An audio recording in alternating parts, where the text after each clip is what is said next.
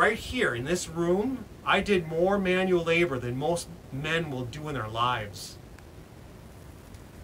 By the time I was age 17, I'd been in this room so many hours every single night, night after night after night.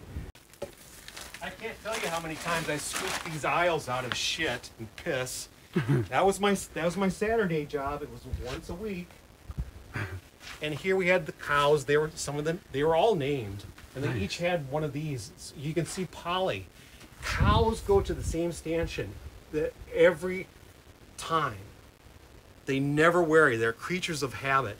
And so Polly 10 would have been milked in that stanchion until she died. Wow. And after she died, we'd get a brand new one.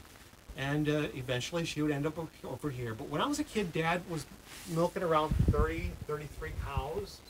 And that filled the whole barn up. Every stanchion in this place was full. And we had really good cows that had all sorts of milk. One of them was a champion milker. She could milk about 100 pounds a day. No 100 weights.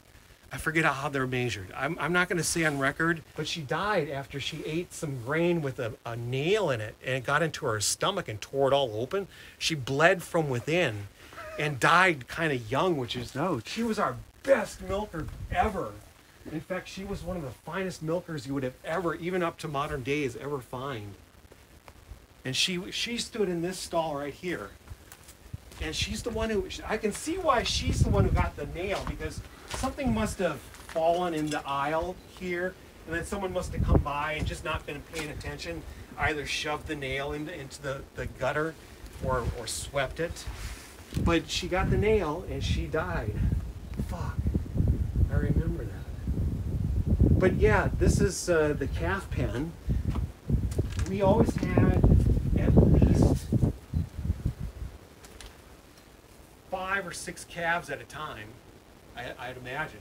So we kept steers in here during the winter, some heifers over on the other side, and the calves always in this little pen right in the corner. This was where Ingrid and I got into trouble, because this pen was our favorite place to be. It's awesome. This old, like, milking bucket or whatever. January 1st, 1977 was the first day of my dad's retirement. And we had sold all the cows, all the cows a week or so before. And I didn't have, when I came home from school when I was 13, 14 years old, when I came home from school, I didn't have to do the evening chores or milk the cows anymore. That was the weirdest thing. In the 6 months, I gained 25 pounds. By that summer, by June, July of that summer when we went to the state fair, I got pictures of me weighing at least 25 pounds more than I did the year before. Wow. But that was the only time I had really put on weight ever in my life, because I started to grow right after, at that point. And I got so skinny they were worried I wasn't eating enough. But it was just because we're skinny people. Where you're shooting right now is the back 40. It's what we consider the back 40. That's where we used to keep the hogs when we in. Okay. So this is where we milk the cows. Of course, this is where we started. And a vacuum system. Here, I'll show you the vacuum pump. This ran everything. This little pump right here. It was hooked up to a 5 or whatever volt electric motor. And once you turned on the electric motor, this thing would start and make its own little thump, thump, thump, thump, thump, thump, thump sound. And it's right here that you would put the hose. And as when you turn the handle open, the hose would become part of that vacuum and suck down into the machine, where it had its own little 2 pumps that milked the cows right into a stainless steel little bucket. And we had a hot water heater, and there's electricity, of course. So this room had a bulk tank. It was big, and the stainless steel, so it shone all on its own.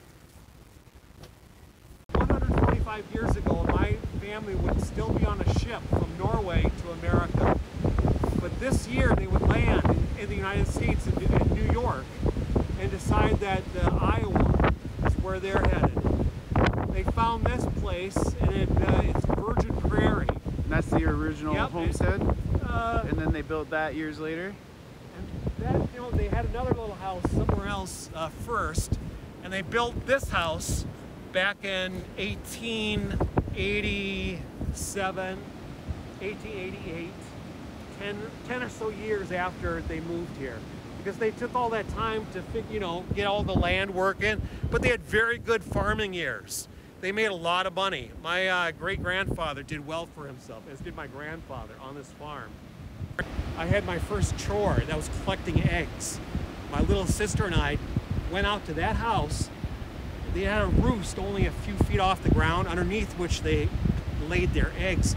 And so if you were a kid, you could get down there really easy, but if you're an adult, you'd have to have a broomstick or something. And that's the old oil shed. It's surprising it's still up as well as it is.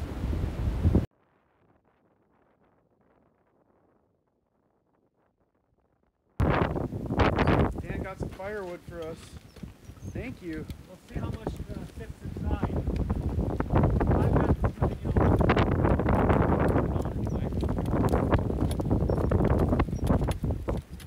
50-year-old wood? Yep, 50-year-old wood. It's just been fellow on the property for that long? Yep. Thank you. Nope. I'm gonna burn it. This is back in 1910s and 1920s and 30s and 40s wood.